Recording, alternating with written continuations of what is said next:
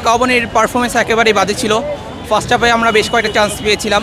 শেখ মুরসালিন একটা chance miss করেছে, অন্যদিকে মোহাম্মদ ইব্রাহিম দুটো চান্স মিস করেছে। সেই ফিনিশিংয়ের অভাবে আজকে আবাহনী লিমিটেডকে 2-0 গোলে কিরগিজস্তানের মতো দলের কাছে মুরাস ইউনাইটেড ফুটবল ক্লাবের কাছে 2-0 গোলে হারতে হলো। এটা সত্যিই লজ্জাজনক এবং দুঃখজনক। ঢাকা অবনীর পারফরমেন্স একেবারেই বাজে ছিল। ফার্স্ট হাফে আমরা বেশ কয়েকটা চান্স পেয়েছিলাম। শেখ মুরসালিন একটা চান্স মিস করেছে, অন্যদিকে মোহাম্মদ ইব্রাহিম দুটো চান্স মিস করেছে। আমাদের ফিনিশিং যদি বেটার হতো ফার্স্ট হাফে আমরা লিড পেতে পারতাম, যেহেতু ফার্স্ট হাফে লিড পাই নাই। সেকেন্ড হাফে আমাদের পারফরমেন্স আরও খারাপ হয়েছে। বিশেষ করে আমি ডিফেন্সের কথা বলবো।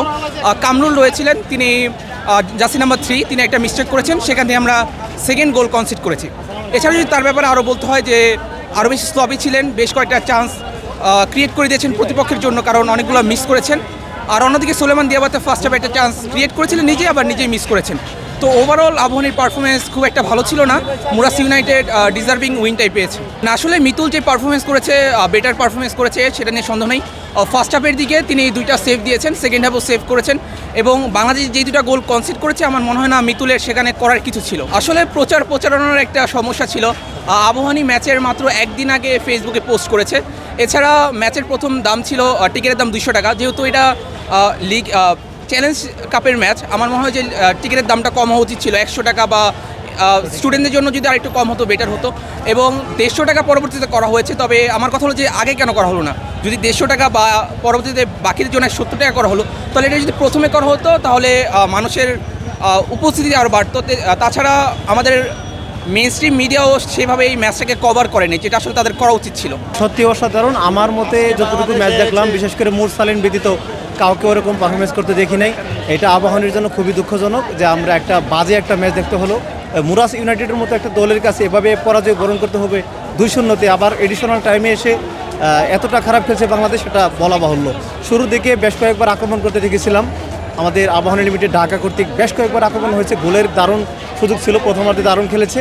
তবে দ্বিতীয়ার্ধে যে খেলাটা আবাহনী লিমিটেড খেলেছে এটা অপ্রত্যাশিত, এটা আমরা কখনোই প্রত্যাশা করিনি।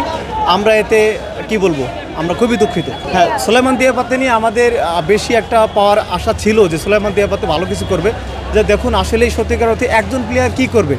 এই ফুটবলটা হচ্ছে দলগত খেলা। এখানে যদি দলগত পারফরমেন্স না থাকে, ব্যক্তিগত পারফরমেন্স দিয়ে একটা ম্যাচে ভালো করা সম্ভব না বা রেজাল্ট আনা সম্ভব না। যেমনটা আমরা দেখেছিলাম মুরসালিন ভালো খেলেছে, মাঝখানে ডিফেন্সের রক্ষণ ভাগে কামরুল ভালো খেলেছে, ইয়াসিন ভালো খেলেছে, কিন্তু রক্ষণ ভাগটা ভালো খেললেও আক্রমণ ভাগটা সেই খেলাটা শেষ পর্যন্ত উপহার দিতে পারেনি। আমরা ব্যাক টু ব্যাক আক্রমণ দেখেছিলাম প্রথমার্ধে, কিন্তু সেই আক্রমণটা যদি শেষ পর্যন্ত ফিনিশিং দিতে পারতো, সেই ফিনিশিংয়ের অভাবে আজকে আবাহনী লিমিটেডকে 2-0 গোলে কিরগিজস্তানের মতো দলের কাছে মুরাস ইউনাইটেড ফুটবল ক্লাবের কাছে 2-0 গোলে হারতে হলো। এটা সত্যিই লজ্জাজনক এবং দুঃখজনক। ফিনিশিংয়ের সমস্যা আসলে এখানে দক্ষ কোচ এবং প্রশিক্ষণের অভাব রয়েছে। তাছাড়া দৈহিক ফিটনেসের একটা ব্যাপার স্যাপার ফুটবলের সাথে কাজ করে।